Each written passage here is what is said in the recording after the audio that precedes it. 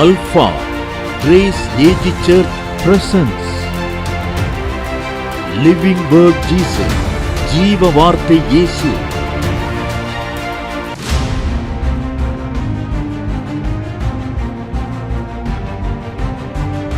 பிரச்சனையிலும் ஜெபிக்க முடியுமா? பாடுகளிலும் ஜெபிக்க முடியுமா? வேதனையிலும் ஜெபிக்க முடியுமா? பதில் யோபு தான். அவன் சொல்லுகிறான், எல்லாவற்றிலும் ஜெபிக்க முடியும். ஹல்லேலூயா.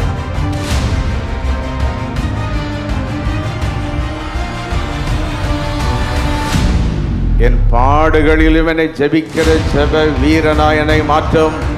ஹல்லேலூயா. சிநேகிதர்கள் என்னை விட்டு போனாலும், யார் என்னை விட்டு பிரிந்தாலும், நானோ ஜெபத்தை விடாதிருப்பேன். ஹல்லேலூயா.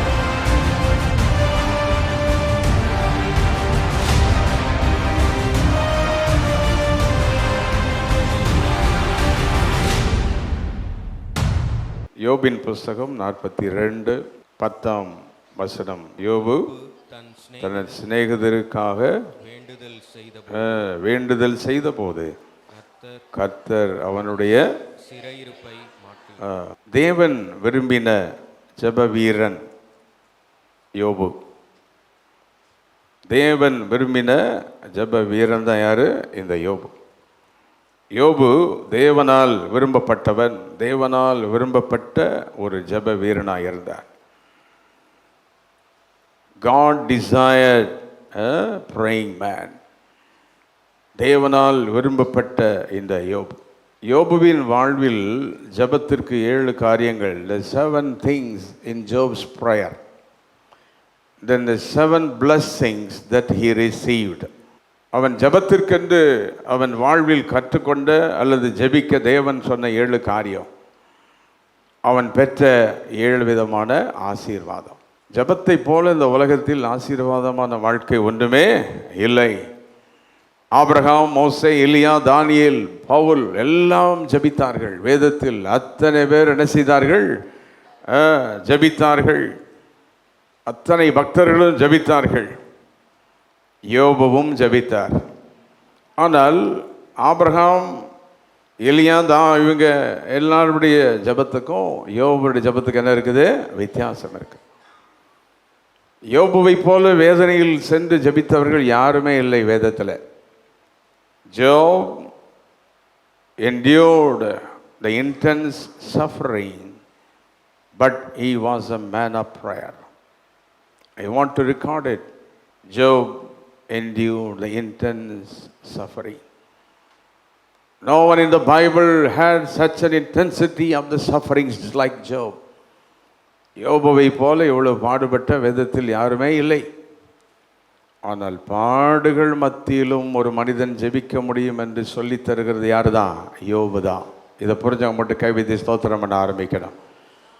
சிலருக்கெல்லாம் ஜெபம் அப்படின்னா நல்லா இருந்தால் ஜெபம் பண்ணுவாங்க. இல்லை, இன்றைக்கி நிறைய பேர் பாருங்கள், நல்லா வியாதி இல்லாமல் இருக்கணும், பிரச்சனை இல்லாமல் இருந்தால் ஜெபம் பண்ணுவாங்க, பர்ஃபெக்டாக இருந்தால் ஜெபம் பண்ணுவாங்க. ஆனால் யோபு அப்படி கிடையாது. உடல் முழுதும் சரிந்து கொண்டிருந்தும் பிள்ளைகளெல்லாம் இழந்துட்டான், நண்பர்களெல்லாம் விட்டு ஓடிட்டாங்க. ஆனாலும் யோபு ஜெபித்து கொண்டிருக்கிறான். இந்த ஜெபத்தின் வல்லமை தேவன் இந்த திருச்சபையில் இன்றைக்கு 37வது ஆண்டு தேவன் போடுகிறார். இந்த சபை என்ன பாடுகள் மத்தியில் ஜெபித்து கொண்டிருக்கும். கரங்கள் இருந்தால் கரங்களை வைத்து மேலே கீழே, ஆண்டவரே இப்படிப்பட்ட ஒரு ஜெப வல்லமை எங்கள் வாழ்வில் வேண்டும். ஹல்லேலூயா, ஹல்லேலூயா, ஹல்லேலூயா. God expected Job's prayer.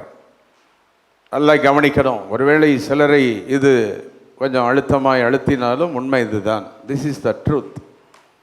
God never expects or wants to answer everyone's prayer, but he likes that everybody should pray. But ஆண்டவர், his desire of some people's prayer.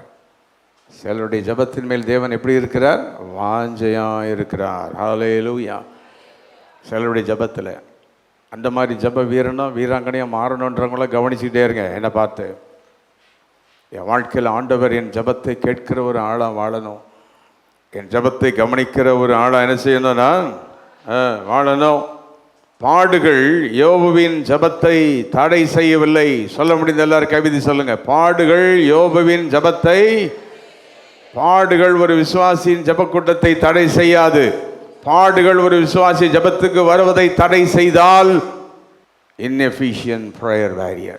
இன்னைக்கு நிறைய பேருக்கு ஜெபம்னாலே அது இருக்குது, இது இருக்குது, ஆனால் இருக்குது அப்படின்ட்டு இன்றைக்கி எல்லாம் குறை சொல்லி ஜெபத்தை ஒருபடி ஆக்கி ஜெபத்துக்கு வர்றதுக்கு அவ்வளவு காரணம் சொல்லிக்கிட்டு இருப்பாங்க. அதே ஆள் மீதி வேலையெல்லாம் செஞ்சுக்கிட்டு இருப்பாங்க. ஆனால் எதுக்கு மட்டும்தான் அவங்களுக்கு முடியாது? ஜெபம் பண்ண. இது சாத்தானுடைய தந்திரம். உனக்கு தெரியாது இந்த விஷயம், சாத்தானை பற்றி முதல்ல புரிஞ்சுக்கோ. எல்லாத்தையும் செய்வதற்கு அலோவ் பண்ணிடுவான், ஆனால் ஜெபத்திற்கு மட்டும் அலோவ் பண்ண மாட்டான். He won't pray, he won't allow you to pray, he won't allow you to come to the temple of God. எல்லா ஊருக்கும் போவாங்க, சர்ச்சுக்கு மட்டும்தான் சிலருக்கு வர முடியாது. பார்த்துருக்கீங்களா? Very good people they are, but they practice like that. இன்னைக்கு கர்த்தர் இந்த சபையில் பேசுகிறார். யோபுவை போல இப்படி பாடுகளில் சொரிந்து கொண்டு பிள்ளைகளை இழந்து விட்டு எல்லாரும் அவனை விட்டு வாசிங்க. யோபுவின் புஸ்தகம் 19ஆம் அதிகாரத்தில் யோபு சொல்லுகிறார், என் அக்கா தங்கச்சி அண்ணன் தம்பிலாம் என்னை விட்டு போயிட்டாங்கப்பா, என் வாழ்க்கையில் யாருமே கிடையாது. No one is with me now. என்னோடு கூட ஒருவருமே இப்பொழுது இல்லை. எல்லாரும் என்னை விட்டு என்ன செய்துட்டாங்க? அகன்று போய்விட்டார்கள். இப்பொழுது எனக்கென்று சொல்வதற்கு ஒருவருமே இல்லை என் வாழ்க்கையில். ஆனால் அப்பொழுதும் யார் ஜெபம் பண்ணிட்டு இருக்கிறா? யோபு ஜெபம் பண்ணிட்டே இருக்கிறாரு. ஹல்லேலூயா, ஹல்லேலூயா. அப்போ யோபுனுடைய 14 வசனம் 19:14, என் பந்து ஜனங்கள் விலகி போனார். எல்லாம் போயிட்டாங்க, என்னை விட்டு பந்து ஜனங்கள் போயிட்டாங்க. சிநேகிதர் என்னை மறந்து, ஃப்ரெண்ட்ஸ் என்னை போயிட்டு போயிட்டாங்க. என் வீட்டு ஜனங்களும் என்னை விட்டு போயிட்டாங்க. வேலைக்காரி கூட போயிட்டான். என்னை அந்நியனாக எண்ணுகிறார். Everybody left. ஆனால் எது அவனை விட்டு போல? ஜெப ஆவி அவனை விட்டு போல. புரிஞ்சா மட்டும் கையை கொஞ்சம் வைத்து ஸ்தோத்திரம் வாயத்தார். இன்றைக்கு கர்த்தரோடு பேச விரும்புகிறார். இன்னைக்கு அநேகருக்கு கடைசி அட்டாக் ஆகிறது ஜெபல வாழ்க்கை தான். எதுவுமே அட்டாக் ஆகாது. எல்லாமே நல்ல ஸ்மூத்தாக தான் இருக்கும் எல்லாருக்கும் வாழ்க்கையில். ஆனால் உன் லைஃப்பில் அட்டாக் ஆகிறது ஜெப வாழ்க்கை, ஆராதனை, இதுதான் அட்டாக் ஆகுது. வாய் அப்போ முடியுமா? பிரச்சனையிலும் ஜெபிக்க முடியுமா? பாடுகளிலும் ஜெபிக்க முடியுமா? வேதனையிலும் ஜெபிக்க முடியுமா? பதில் யோபு தான். அவன் சொல்லுகிறான், எல்லாவற்றிலும் ஜெபிக்க முடியும். ஹல்லேலூயா. முதல் அதிகாரத்தில் அவன் நல்லா இருக்கும்போது தன் பிள்ளைகளுக்கு பலி செலுத்தி அவன் ஜெபம் பண்ணினான். அதே யோபு தான் அவ்வளோ வேதனை வந்த போதும் 42 அதிகாரத்தில் பாருங்க, ஆண்டவர் சும்மா அவனை பார்த்து சொல்றாரு, என் தாசனாகிய யோபு, 8ஆம் வசனம் நடுப்பகுதி கரெக்டாக வாசிங்க. என் தாசனாகிய யோபு உங்களுக்காக சர்வாங்க தகன பலி இல்ல வேண்டுதல் செய்வான். 8 நடுவில் என் தாசனாகிய யோபு உங்களுக்காக என்ன செய்வான்? வேண்டுதல் செய்வான். அப்படின்னா ஜோபு வந்து சிக்கா இருக்கிறான், பிள்ளைங்களாம் போயிட்டாங்க, யாருமே கூட இல்லை, ஜபத்துக்கு வரமாட்டான் அப்படி சொல்லலை. ஆண்டவர் உன் மேல நம்பிக்கை வச்சிருக்காரா? Can God be able to trust you in prayer life? உங்களை தேவன் நம்ப முடியுமா ஜப வாழ்க்கையில்? ஆண்டவர் சொல்றார், என்னையோ யோபு ஜபம் பண்ணுவான். இதில் என்ன பெரிய பியூட்டின்னா, நல்லா இருந்தவங்க மேலே ஆண்டவர் கோபம் வந்துடுச்சு. அவங்கள ஜபம்னு சொல்லலை. அதுக்கு முந்தின வார்த்தை 7ஆம் வசனத்தை 42:7 நான் சொல்கிறத மட்டும் கவனிங்க. எல்லா வசனத்தில் அந்த 2 சிநேகிதர் மேலும் எனக்கு என்ன மூழ்கிறது? ஆமாம், அவங்க 2 பேர் மேலே அவன் கூட உட்கார்ந்துருக்கான், எல்லாம் செய்கிறான், நல்லா இருக்கிறான். அவனுடைய ஜபத்தை ஆண்டவர் விரும்பலை. ஆனால் யோபு அவனுடைய ஜபத்தை தேவன் விரும்பினார். ஒப்பு கொடுக்குற மட்டும் கை வைத்து கொஞ்சம் ஜபம் பண்ணுங்க. என் பாடுகளில் இவனை ஜபிக்கிற ஜப வீரனாயனை மாற்றும். ஹல்லேலூயா. சிநேகிதர்கள் என்னை விட்டு போனாலும், யார் என்னை விட்டு பிரிந்தாலும், நானும் ஜபத்தை விடாதிருப்பேன். ஹல்லேலூயா. God trusted Job for his prayer. God demanded Job to pray. அப்போ யோபுவின் வாழ்க்கையில் அந்த பாடுகள் மத்தியில், இப்போ நீங்களும் நானும் யோபு மாதிரி இருந்து சொரிஞ்சிக்கிட்டு ட்ரெஸ் எல்லாம் இல்லாமல் பிள்ளைலாம் செத்து போய் என்னை பார்த்து ஆண்டவர் ஜாமலை சொல்லி, ஆண்டவரே பிள்ளையெல்லாம் செத்து போயிட்டானே, உடம்பெல்லாம் இப்படி இருக்குது அப்படின்னு அழுவோம். ஆனால் யோபு அங்கே எதாவது செஞ்சாரா? ஒன்றும் சொல்லலை. ஒன்றுமே சொல்லலை.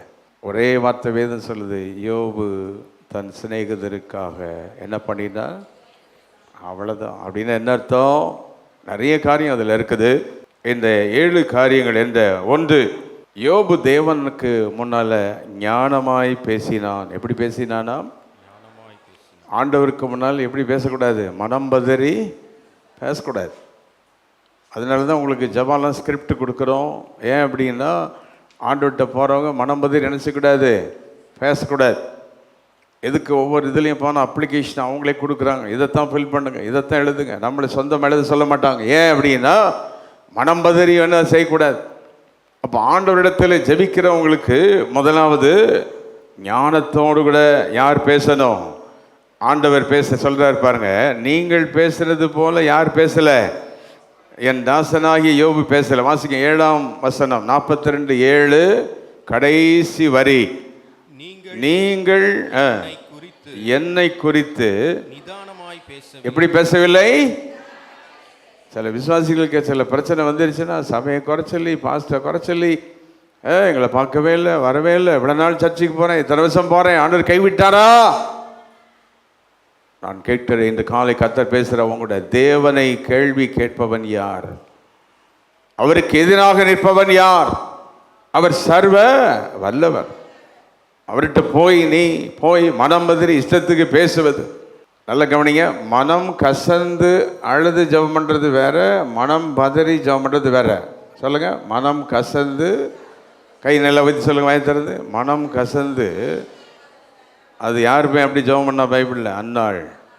ஆனால் மனம் பதறி வீணா பேசி எங்கே போய் ஜெபம் பண்ணக்கூடாது? அந்த ஜெபத்தை யார் கேட்க மாட்டா? தேவன் கேட்க மாட்டார், கேட்க முடியாது. அப்போ யோபு அங்கே ஆண்டவர் சொல்றது மறுபடியும் வாசிங்க 7ஆம் வசனம் கடைசி. நீங்கள் என்னை குறித்து எப்படி பேசவில்லை? நிதானமாய் பேசவில்லை, கவனமாய் பேசுங்கள். சிலெல்லாம் ஆண்டவருடைய ஆசீர்வாதத்தை அனுபவிச்சிருப்பாங்க, பல வருடம் சபையில் இருந்திருப்பாங்க, ஊழியத்தில் இருந்திருப்பாங்க, ஊழியக்காரர் கூட இருப்பாங்க, பல ஆண்டுகள் தேவனுடைய அற்புதங்களை அனுபவிச்சிருப்பாங்க, நன்மைகளை நீ அனுபவிச்சிருப்ப. நிதானமா பேசு. Don't babble nonsense in your life, then you will become nothing. Take care what you speak. ஆண்டவர் இப்ப நம்ம வார்த்தையை கவனிக்கிறாரா? கவனிக்கிறார். எப்படி பேசணுமா? நிதானமாய் பேசு. ஹல்லேலூயா. அப்படின்னா என்ன அர்த்தம்? ஆண்டவர்கிட்ட போய் என்னுடைய பிரச்சனைக்கு என்ன ரீசன் கேட்கல. ஆண்டவர்கிட்ட போய் ஏன் என் பிள்ளை சேர்த்தாங்கன்னு அங்கே போய் கேட்கல. ஆண்டவர்கிட்ட போய் இதெல்லாம் கேட்கறதுக்கு என்ன உரிமை உனக்கு இருக்குது? ஒன்றுமே இல்லை. அவர் சர்வ வல்லவர். எத்தனை பேர் இது உணர்றவங்களை கை வைத்து ஸ்தோத்திரம் பண்ணுங்க. சர்வ வல்லவர். கையை சுற்றி எதையும் செய்ய.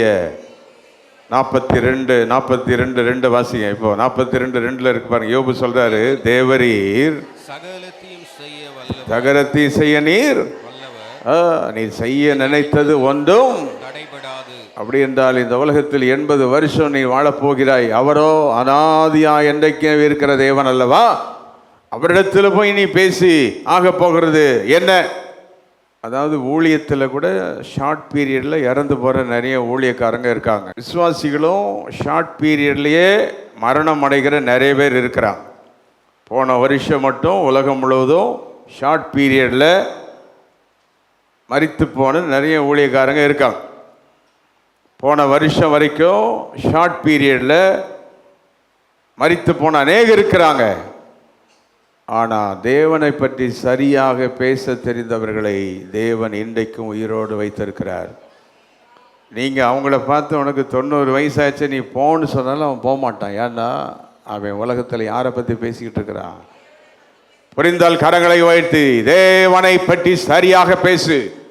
பாடுகள் உனக்கு வரலாம், வேதனைகள் வரலாம், உடனே எதுவும் பேசிடாத. தேவனுடைய நாமத்தை பற்றியோ திருச்சபை பற்றியோ கர்த்தருடைய வார்த்தைக்கு எதிராக பேசிடாத.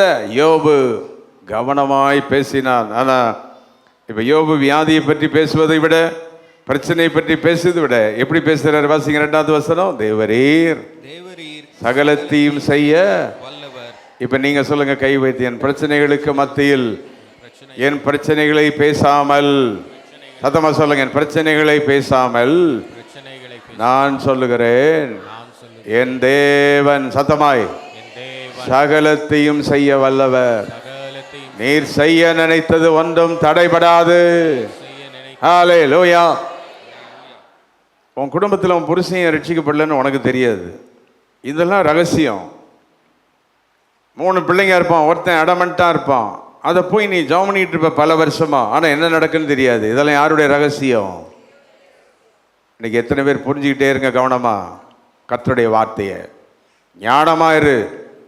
ஆண்டுகிட்ட போய் உடனே பேசிடாத, நான் இப்படி ஜெபம் பண்றேன், ஏன் இப்படி, என் புருஷன் இப்படி வந்தார், ஏன் இப்படி. No no no. Who are you? தேவனை நீ கேள்வி கேட்பது. வாசிங்க யோபின் புஸ்தகம் 40:2. சர்வ வல்லவரோடு நீ வழக்காடி அவருக்கு நீ புத்தியை கற்பிப்பாயோ? எல்லாம் சேர்ந்து வாசிங்க சத்தமா. சர்வ வல்லவரோடே நீ வழக்காடி அவருக்கு புத்தி படிப்பிக்கிறவன். அடுத்தது, தேவன் மேல் குற்றம் கண்டுபிடிப்பாயா? இது வரைக்கும் புரிஞ்சோம். கை வைத்து கொஞ்சம் ஸ்தோத்திரம் பண்ணுங்க. ஆண்டவரை மையப்படுத்துங்க. எல்லாரும் கையை நல்லா வைத்து ஸ்தோத்திரம் பண்ண ஆரம்பிங்க. 10 ஸ்தோத்திரம் போடுங்க ஆண்டவருக்கு. உன் வாழ்க்கையில் ஆண்டவரை தெரிஞ்சு தெரியாம சொன்னியா? ஏதாவது கூட சொன்னியா? தேவனை குற்றம் கண்டுபிடித்தாயா? தேவனை குற்றம் கண்டுபிடிப்பவன் யார்? Who can arraign God? Who can question him? No one. உங்கள் வீட்டில் உன் புருஷனையும் ஒன்றும் கேட்க முடியல, உன் மனைவியும் ஒன்றும் கேட்க முடியல, உன் பிள்ளையும் ஒன்றும் கேட்க முடியல. இல்லை, பிள்ளை ஏதாவது கேட்டால் அது பாட்டுக்கு ஏதாவது பண்ணிக்கிட்டு இருக்குது. யார் கேட்குறா? அவனையே கேட்க முடியல, அவளையும் கேட்க முடியல. இப்போ யாரை போய் கேட்க போகிற? ஆண்டவர் போய் நீ கேட்க முடியுமோனால? தேவனை கேள்வி கேட்பவன் யார்? இந்த கால்வெளியில் எத்தனை பேர் உங்கள் ஜெபம் வல்லமையாக மாறணும்? நான் கை வைத்து ஸ்தோத்திரம் பண்ணி, தேவனை சரியாக பேச ஞானத்தை எனக்கு தாரும். உம்மிடத்தில் சரியாக நான் பேசணும் ஆண்டவரே.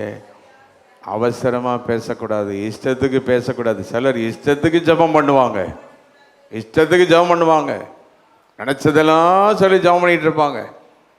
1.25 மணி நேரம் என்னத்தையும் உளறிக்கிட்டு இருப்பாங்க. ஆண்டவர்கிட்ட போய் ஒரு வார்த்தை அவருக்கு போதும், நீ சொல்கிறத அவர் புரிஞ்சுக்குவார். ஒரே வார்த்தை தான். உடம்புல 100 வியாதி இருக்கலாம், 150 வியாதி இருக்கலாம், 1000 ஸ்கேன் பண்ணியிருக்கலாம், அல்லது என்ன வியாதி இருக்கலாம். ஒரே வார்த்தை என்னை சுகமாக்கும். ஒரு வார்த்தை போதும். அந்த ஒரு வார்த்தையில தேவன் எல்லாத்தையும் புரிஞ்சுக்குவார். கைதட்டி ஆர்ப்பரிக்க பார்க்கலாம். ஆமென் சொல்லுங்க. ஹல்லேலூயா. சத்தத்தை வைத்து ஹல்லேலூயா, ஹல்லேலூயா. Don't babble nonsense before God. Don't waste your words before God. Don't speak to him whatever you think, whatever you like. எல்லாவற்றை குறித்து பேசுகிறது. நம்ம வாழ்க்கையில் கூட சிலர்கிட்டலாம் பேசி தான் நம்ம வாழ்க்கையை கெட்டு போச்சா தெரியுமா உங்களுக்கு? சிலர்கிட்டலாம் பேசாமல் இருந்தாலும் என்ன இருந்திருக்காது, நிறைய பிரச்சனை இருந்திருக்காது. அப்படி தானே? இந்த ஃபோனில் பேசுனதுனால தான் நமக்கு சில ஃப்ரெண்ட்ஷிப் போச்சு, கெட்டு போச்சு, வரது எல்லாம் நின்றுச்சு. இதெல்லாம் நின்றுச்சு. காரணம் என்ன? பேச்சு தான். நம்ம சொன்ன வார்த்தையினால தான். நம்ம சொல்கிறது நமக்கு ரைட்டாக தெரியும், ஆனால் கேட்டவங்களுக்கு எப்படி இருந்திருக்கும்? பிரச்சனையாக இருக்கும். அப்போ இது உலகத்துலேயும் எப்படின்னா, அப்போ ஆண்டவர்கிட்ட எவ்வளோ கவனமாக பேசணும். இன்றைக்கி எத்தனை பேர் மாற விரும்புகிறவங்க, ஜெபம் பண்ண விரும்புகிறவங்க மட்டும் கைவிதி கொஞ்சம் ஜெபம் பண்ணுங்க. வார்த்தை மாறினா கைவிதி சொல்லுங்கள். வார்த்தை மாறினால் எது மாறிடும்? வாழ்க்கையே மாறிடும். ஜெபத்திற்கு வார்த்தைகள் மிக முக்கியம். தேவனோடு பேசுவது எப்படி பேசணும்? மிக மிக கவனமாய் தேவனோடு கூட பேசணும். தேவனோடு கூட பேசணும். தேவனோடு பேசுவது மிக கவனமாக இருக்க வேண்டும். தேவனோடு பேசுவது மிக ஜாக்கிரதையாய் இருக்க வேண்டும். ஜாக்கிரதையாக இருக்கணும். நம்முடைய தேவன் சகலத்தையும் செய்ய வல்லவர். இதைத்தான் சொல்லணும். அவன் பிரச்சனையை பேசக்கூடாது, மற்றவங்க பிரச்சனையை பேசிட்டு கிடக்காத. யாரை பற்றி பேசு? தேவனை. புரிஞ்ச கை வைத்து ஸ்தோத்திரம் பண்ணி சொல்லுங்க. தேவனை பற்றி பேசு. தேவனை பற்றி என்ன பேசுன்னு சொல்லுங்க. தேவரீர் சகலத்தையும் நீர் வல்லவர், நீர் செய்ய நினைத்தது ஒன்றும் தடைபடாது. அவர் எதையும் கர்த்தர் செய்வார். ஆமென். சில ஆளை இப்படி தூக்கி போட்டு அப்படி எடுக்கிறாரு, இங்கேருந்து அப்படி கொண்டு வராரு. சிலவனை ராஜாலேருந்து கூஜாவாக மாற்றுறாரு, கூஜாவை ராஜாவாக மாற்றுறாரு. படித்தவனுக்கு வேலை இல்லாமல் ஆக்குறாரு, படிக்காதவனுக்கு வேலையை கொடுக்குறாரு. இதெல்லாம் யாருடைய வல்லமை? புரிந்தால் கை வைத்து தேவனை நம்புகிற அத்தனை பேர் கை வைத்து ஹல்லேலூயா. தேவனே நீர் சகலமும் செய்ய வல்லவர். சொல்லிக்கிட்டே இருக்க வேகமா. ஹல்லேலூயா. யோபு சரியாக தேவனோடு பேசினான். இரண்டாவது, ஜாப் ரெகக்னைஸ்ட் காட்ஸ் பவர். ரெண்டாவது, அவன் தேவனுடைய வல்லமை அறிந்திருந்தான். அதில் சொல்கிறான் 2ஆம் வசனத்தில், நீர் சகலத்தையும் செய்ய வல்லவர். 3 தடவை சொல்லுங்க சத்தமா, நீர் சகலத்தையும் ஆமென் சொல்லுங்க. ஹல்லேலூயா. நீர் சகலத்தையும் செய்ய வல்லவர். ஆமென். ஹல்லேலூயா. ஒரு 40 ஆண்டுகளுக்கு முன் சென்னையில் ஒரு போதகர், அவர் ஒரு ஆஃபீஸராக வேலை செய்து கொண்டிருந்து வேலையை விட்டுட்டு ஊழியக்காரனாக வந்தார். அந்த வேலையை விட்டு வரும்போது ஒரு பம்மல் என்ற ஒரு இடத்துல சும்மா ஒரு காட்டுக்குள்ளே ஒரு பீஸ் ஆஃப் லேண்ட் அப்படி வாங்கி போட சொல்லி யாரோ சொல்லியிருக்காங்க, வாங்கி போட்டார். அது அப்படியே இருக்குது. ஊழியத்துக்கு வந்துட்டார். இவர் போய் பல இடங்களில் ஊழியம் செய்கிற எல்லாம் பண்ணிகிட்டு இருக்கிறார். நிறைய தேவை, பிரச்சனை, ஆலயம் கட்டணும், எல்லாம் செய்யணும். வேலையை விட்டுட்டு வந்துட்டார். என்னன்னே தெரியல. ஒரு நாள் ஆண்டவர்கிட்ட போய் அழுதார், ஆண்டவரே என்னை ஆசீர்வதி. ஆண்டவர் சொன்னால், நீ போய் ஒரு லேண்ட் வாங்கி போட்டில்ல, அதை போய் பாரு, விற்றுட்டு வா அப்படின்னாராம். நான் சொல்ல 40 வருஷத்துக்கு முன்னால்.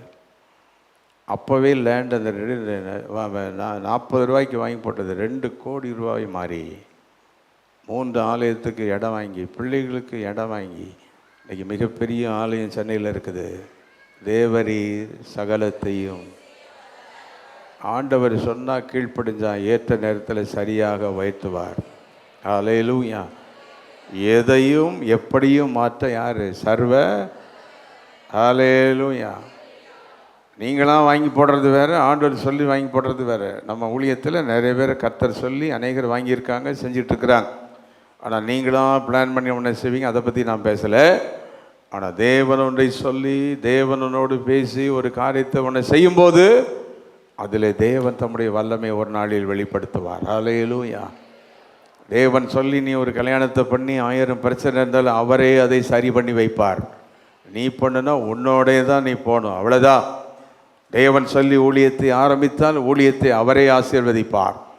தேவன் சொல்லி ஒரு வேலைக்கு நீ போனால் அந்த வேலையில் அவரே அவனை ஆசீர்வதிப்பார். நாமாகவும் போகலாம், தேவன் சொல்லியும் போகலாம். தேவன் சொல்லியும் போகலாம்.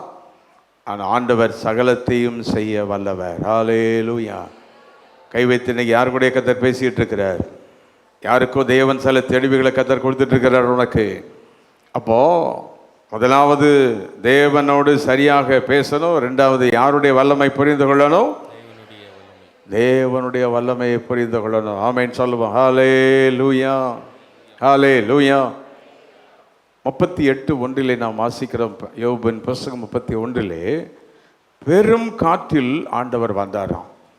God came in a great wind. கவனமாய் கவனியுங்கள். பெரும் காற்றில் வந்தார். பெரும் காற்றில் இருந்து யோபுக்கு உத்தரவானார். கவனியுங்கள். அதே யோபின் புத்தகம் 1ஆம் அதிகாரம் 19ஆம் வசனத்தை எடுத்து பார்த்தால், அன்றைக்கு ஒரு பெரும் காற்று வந்தது. அந்த காற்று குடும்பத்தில் உள்ளவர்களை அழித்து விட்டது. அதே காற்றில் தான் ஆண்டவர் வருகிறார். வாசிங்க 1:19. வனாந்தர வழியாய் ஒரு பெரும் காற்று வீசிட்டு அந்த வீட்டின் 4 மூலையிலும் அடித்த போதும். யோபு 1:19 ஒரு பெருங்காற்று வந்து குடும்பத்தையே அழித்து போட்டது. யோபின் புத்தகத்தை வாசித்தவர்கள், வேதத்தை வாசிக்கிறவர்கள் கவனியுங்கள் கர்த்தருடைய வார்த்தையை. எந்த காற்று அவனை அழித்ததோ அதே காற்றில் அவனை உயிர் கொடுக்கும்படி ஆசீர்வதிக்கும்படி வந்தார். கை வைத்து ஆமென் என்று சொல்ல முடிந்தால் ஹல்லேலூயா. ஹல்லேலூயா. சிலத்தில் எந்த பிரச்சனை தான் உங்களுக்கு பிரச்சனை இருக்குதோ அந்த பிரச்சனையிலேயே வந்து உன்னை ஆசீர்வதிக்க அவர் வல்லமுள்ளவராக இருக்கிறார். ஹல்லேலூயா. அதனால் நம்ம எதையும் விட்டுட்டு ஓடிட முடியாது, தூக்கி எறிஞ்சிட்டு போகக்கூடாது. எந்த இதில் பிரச்சனை வந்துச்சோ அதே பிரச்சனையில் தேவனை உயர்த்த வல்லமுள்ளவராக இருக்கிறார். எந்த மனைவி உனக்கு எதிராக எழும்பினாலோ அவன் முன்னாலே உன்னை உயர்த்தி ஆசீர்வதிப்பார். எந்த கணவன் உனக்கு விரோதம் எழுப்பினானோ அவன் முன்னாலே உன்னை உயர்த்துவார். இது யாருடைய பிரின்சிபிள்? புரிந்தால் கவிதை ஆமைன்னு சொல்லுங்க. நீ அவனை விட்டு ஓடுறதுனால நீ ஒன்றும் தப்பிச்சிட மாட்ட. அவளை விட்டு போகிறதுனால நீ தப்பிச்சிட மாட்ட. ஆனால் யாரை பற்றி கொள்ள வேண்டும்? புரிந்தவர்கள் மட்டும் கை வைத்து ஆமைன்னு சொல்லுவோம். ஹல்லேலூயா. எந்த வியாதி உன்னை அழிக்க வருகிறதோ அதே வியாதியில் உன்னை சுகமாக்கி அதே வியாதி உள்ளவனை சுகமாக்க உன்னை வல்லமையாய் மாற்ற வல்லமையுள்ளவர். கரங்களை தட்டி ஆர்ப்பரி. ஹல்லேலூயா. எந்த பெருங்காற்று அவனை அழித்ததோ, கரங்களை தட்டி கொண்டே இருப்போம். எந்த பெருங்காற்று அவனை அழித்ததோ அதே பெருங்காற்றில் என் தேவன் வந்தார் யோபுவை சந்திக்க. யார் உன்னை ஊரை விட்டு போன்னு சொன்னாலும் அவன் முன்னாலே உன்னை வாழ வச்சு அவன் இருன்னு போயிடாதன்னு சொல்லுவான். இதுதான் யாருடைய மெத்தடு. புரிஞ்சா ஸ்தோத்திரம் பண்ணிக்கிட்டே இருங்க. யாரு கூட பேசிகிட்டு இருக்கிறாரா? யாருக்காவது கர்த்தருடைய வார்த்தை வருகிறதா? தேவனுடைய வார்த்தை உனக்குள் வந்தால் தேவனை ஸ்தோத்திரம் பண்ணிக்கொண்டே இரு. தேவன் எதன் மூலம் தான் பேசுகிறார்? வார்த்தையின் மூலம். எதன் மூலம் பேசுகிறாரு? நான் மட்டும் இல்லை, ஆண்டவரும் அப்படி தான். அங்கே பாருங்கள், யோபு 42ஆம் அதிகாரத்தில் அங்கே யோபு சொல்கிறத நீங்கள் பார்த்தீங்கன்னா 5ஆம் வசனம் கவனிங்க. எப்படி தேவனை அவனை அறிந்து கொண்டாராம் பார்த்தீங்கன்னா 5ஆம் வசனம், என் காதினால் கொஞ்சம் வாசிங்க எல்லாரும் வாசிங்க. எடுங்க 5ஆம் வசனம் எடுங்க, எல்லாரும் எடுங்க. என் காது. எத்தனை பேர் காது இருக்குது? யூ ஹேவ் அ காது? எஸ். என் காதினால், இந்த கர்த்தருடைய வார்த்தையில் தான் நீ ஆண்டவரை பார்க்கலாம். இந்த கர்த்தருடைய வார்த்தையில் தேவனுடைய வல்லமையை பார்க்கலாம். வாசிங்க. என் காதினால் உம்மை குறித்து கேள்விப்பட்டேன், இப்பொழுதோ என் கண் உம்மை காண்கிறது. ஹல்லேலூயா. காதுனால எல்லாம் சொல்லுங்க. காதுனால கேட்டா கண்ணால் ஆசீர்வாதத்தை நீ பார்க்கலாம். ஹல்லேலூயா. எதுல கேட்கணும்? இப்ப இந்த கேட்கிற வசனத்தை கண்ணால பார்க்க போறோம். கைதட்டி ஆர்ப்பரி. கேட்டுக்கொண்டிருக்கிற வசனங்கள் எல்லாம், இந்த கேட்டுக்கொண்டிருக்கிற வார்த்தைகள் எல்லாம் உன் கண் காணும்படி அவர் செய்வார். ஹல்லேலூயா. யோபு தேவனை பார்த்தார். ஜோப் sees God. தேவனை காண்கிறார். வேதத்தில் தேவனை கண்டது யாக்கோபு. ஆதியாகமம் 32ஆம் அதிகாரம் 30ஆம் வசனம் சொல்லுகிறது, கர்த்தரை நான் முகமுகமாய் கண்டேன். கொஞ்சம் கவனிங்க. யாரை முகமுகமாய் கண்டேன்? நான் இப்போ ஆண்டவர் எப்படி பார்க்கறதுன்னு சொல்லிக் கொடுக்க போகிறேன். கவனமாக கவனிங்க, புரிஞ்சவங்களாம் கவனிங்க. ஆனால் யாத்திராகமம் 33 சொல்கிறது, தேவனை ஒருவனும் ஒரு காலம் கண்டதில்லை, அவரை கண்டால் அவன் மடிந்து விடுவான். ஆனால் அதே நேரத்தில் யாக்கோபு தேவனை கண்டான், அவன் சாகவில்லை. அப்போ எப்படி பார்க்கறது பாஸ்டர்னா, இப்போ இந்த வசனத்தை எடுங்க, 5ஆம் வசனத்தை எடுத்து பாருங்க. கண்கள் அப்படின்னு இருக்குதா, கண் அப்படின்னு இருக்குதா? வசனத்தை கரெக்டாக வாசிங்க. அதுக்குனால தான் ரொம்ப வசனத்தை கவனமாக கவனிக்கணும். கண் அப்படின்னு இருக்குதா, கண்கள் அப்படின்னு இருக்குதா? சொல்லுங்க சீக்கிரம், சத்தம் சொல்லுங்க. ஹல்லேலூயா. கண்கள் என்பது உன்னுடைய பிசிக்கல் ஐஸ், ஆனால் கண் என்பது உன் இருதயத்தின் கண். அப்போ உன்னுடைய இந்த பிசிக்கல் ஐஸ் கண்களினாலே அவரை பார்ப்பதில்லை, உன் இருதய கண்கள். அதான் நெற்றி கண் அப்படிம்பாங்க. இருதய கண். வெளிக்கண்ணு மட்டும் தெரியுது, 2 கண்ணு கண்ணாடி போட்டிருக்கிறேன், எல்லாம் கலர்லாம் அடிச்சு வச்சிருக்கேன், நல்லதா இருக்கு. ஆனால் உள்ள இருக்கிற கண்ணு குருடு. இப்போ உள்ள இருக்கிற கண் திறக்கணும்னா, இப்போ காதில் கேட்பீங்க, காதில் கேட்கணும். எந்த கண் திறக்கப்படும்? எத்தனை பேர் இது வரைக்கும் புரிஞ்சது? ஆமைன்னு சொல்லுங்க. இப்போ ஆண்டவரை பார்க்கறது எந்த கண்ணில் பார்க்குறோம்? ஹல்லேலூயா. அதுக்கு பேர், இன்னொரு பேர் என்ன? விசுவாச கண்கள். சத்தமா சொல்ல. என்ன கண்கள்? நிறைய பேர் நினைப்பாங்க, பாஸ்டர் ஆராதனையில் கர்த்தர் வந்துட்டாருன்னு சொல்றாரு. எப்படி சொல்றார்? உனக்கு இருக்கிற மாதிரி எனக்கு கண் இருக்குது. இந்த கண்ணில் அவரை பார்க்கறதில்லை. நான் என்னுடைய ஆவிக்குரிய கண்களை திறந்தால் உன்னை மட்டுமல்ல, உன்னுடைய வருங்காலத்தை என்னால் பார்க்க முடியும். என்னுடைய ஆவிக்குரிய கண்கள் திறந்தால் பரலோகத்தை அப்படியே ஒரு நிமிஷத்தில் பார்க்கலாம். பிதாவான தேவன் எப்படி உட்கார்ந்திருக்கிறார், ஏஞ்சல்ஸ் எப்படி இருக்கிறாங்க, பரலோகத்தின் மகிமை என்ன, பரலோகத்திலிருந்து ஒரு மகிமை இறங்கி இங்கே வந்தால் என்ன நடக்கும், இதெல்லாம் கைதட்டி கர்த்தரை மகிமைப்படுத்தி கொண்டே இரு. ரிசீவ் சொல்லுங்க. ஆவிக்குரிய கண்கள் திறக்கப்படட்டும். என்னுடைய ஆவி வாயிட்டு சொல்லிட்டு தட்டுங்க. என்னுடைய ஆவிக்குரிய கண்கள் என்ன செய்யப்படட்டும்? திறக்கப்படட்டும்.